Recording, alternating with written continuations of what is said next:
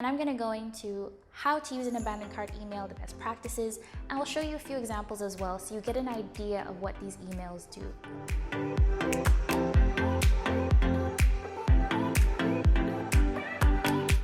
Hi everyone, my name is Victoria. I'm one of the amazing content marketers here at MailBird, and today I'm going to teach you about abandoned cart emails. If you're an e-commerce store owner, or even if you have an online store, this is really important when it comes to your email campaigns and when it comes to retrieving sales. But first, what is an abandoned cart email?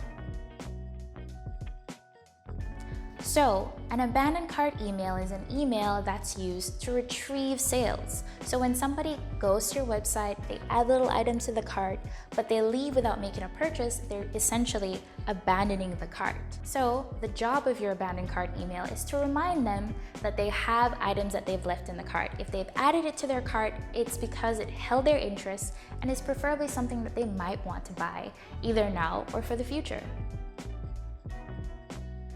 Now that we know that abandoned cart emails are really about recovering sales, what are some of the reasons that people abandon their carts? And you and I could be guilty of these reasons as well. One, it could be high shipping costs. Account creation. So some people don't want to create an account to make a purchase. It could be a complicated checkout process. Maybe your checkout page requires too much for too little. Or it could be unexpected shipping time. It could also mean lack of website optimization. And these are some of the main reasons that people decide that they don't want to go through the purchase. Now, these can easily be fixed with some e-commerce or website optimization tips to make things better.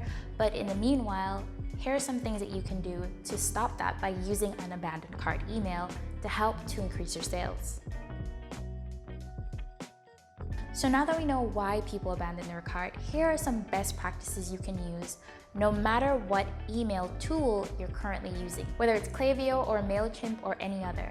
So first best practice is be timely with your emails. You want to make sure that your emails are sent at the right time. You don't want to send them too late because by then people would have already forgotten everything that they've done on your site. And you don't want to send it too early because then it might seem a little bit too hasty. So the sweet spot is actually 1 hour after someone has left your website, send them an abandoned cart email. And based on if you're going to send a single email or an email campaign, you can have a time-sensitive email campaign that sends out certain abandoned cart emails either 1 hour after, 2 days after, 3 days after, and with Klaviyo and MailChimp, you have the option to make them trigger sensitive. So based on the actions that they complete, a different type of email is sent to them. That way they're not bombarded with the same message. Best practice number 2, remind them what's in the cart. If they went through all the trouble of adding these items to their cart, it means that they had an interest in it. I mean, have you ever gone shopping and added something that you don't like to your cart? Even if you're not gonna buy, never. So remind them of what's in the cart and use that as a way to upsell the product. So let them know the features of your product, let them know what makes it so special, and maybe why other people like them. Remind them of what's so great about the product, how other people love the product as much as you do, and why you created the product in the first place. Which leads me into my third best practice, which is use social proof. People who have shared images of their product online, raving about how much they love it. When other people see other people using, loving, and raving about your product, they're more likely to come back to their abandoned cart because they want to experience that as well. So number 4's best practice is use FOMO, the fear of missing out. So this can be as simple as adding a timer or an expired deal or showing that the product is going out of sale to really push people so that they have the fear of missing out.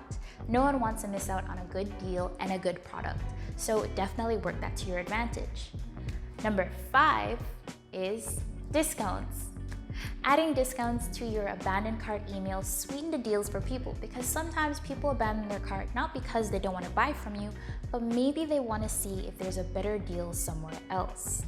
I know I'm guilty of that. So a discount is always a good way to bring someone back to their cart and complete the purchase, especially if it's something as simple as 15% off or free shipping. And last but not least, really good copy, enticing copy. So spend time crafting your abandoned cart email so that it has the effect. Whether you're sending 1 email, 5 emails, or an entire drip campaign, you want to make sure that whatever copy is used is going to really evoke some sort of emotion or persuade them to go back to your cart.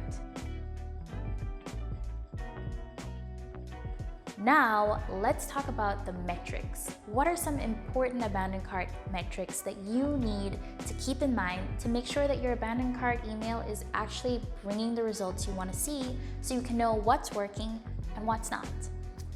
First up is your email capture rate. It's the rate and percentage of how often or how many emails you capture, because you're going to need the emails in order for you to send the abandoned cart email.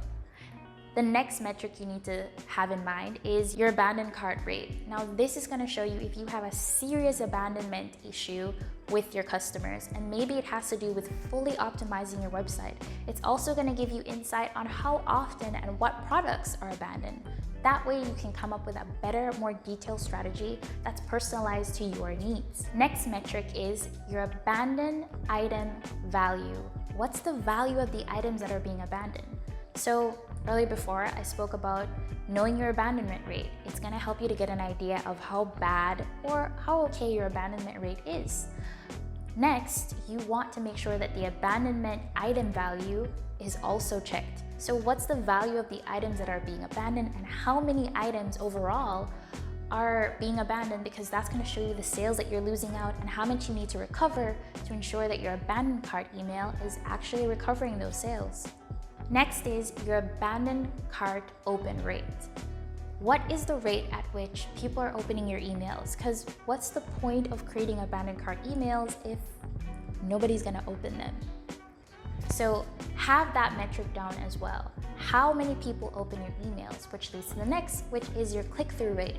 So your click-through rate is going to show you if your email, your abandoned cart email, is persuasive enough to drive people to complete an action or a purchase. And that's going to help to show you maybe you need to change a copy, maybe you need to add more design, maybe you need to work on your call to action. Last, but definitely not least, is your conversion rate. How well is your abandoned cart email converting people from reading to completing the purchase? And your conversion rate is automatically affected by your click-through rate. And your click-through rate is affected by your open rate. So these 3 metrics, if they had to be placed top tier, they would be the metrics you should really focus on. All right, so now we have an idea of the metrics that are really important and the 3 top tier metrics: your open rate, your click-through rate, and your conversion rate, so you know what's really working. I hope that this video is really helpful to you, especially if you were new to abandoned carts. Now remember that these practices, the metrics, and everything I've spoken about in this video applies to any email marketing tool that you're gonna use. So carry them over. If you need more help on email marketing productivity or ways that you can make your work life smarter, easier, and better, definitely subscribe to this channel and don't forget to click that like button. And if you'd like to see more videos from us, I also have an amazing playlist of email productivity hacks you can try. Just wait to the end. And I'll see you guys next week for another amazing video with me and with the MailBird team.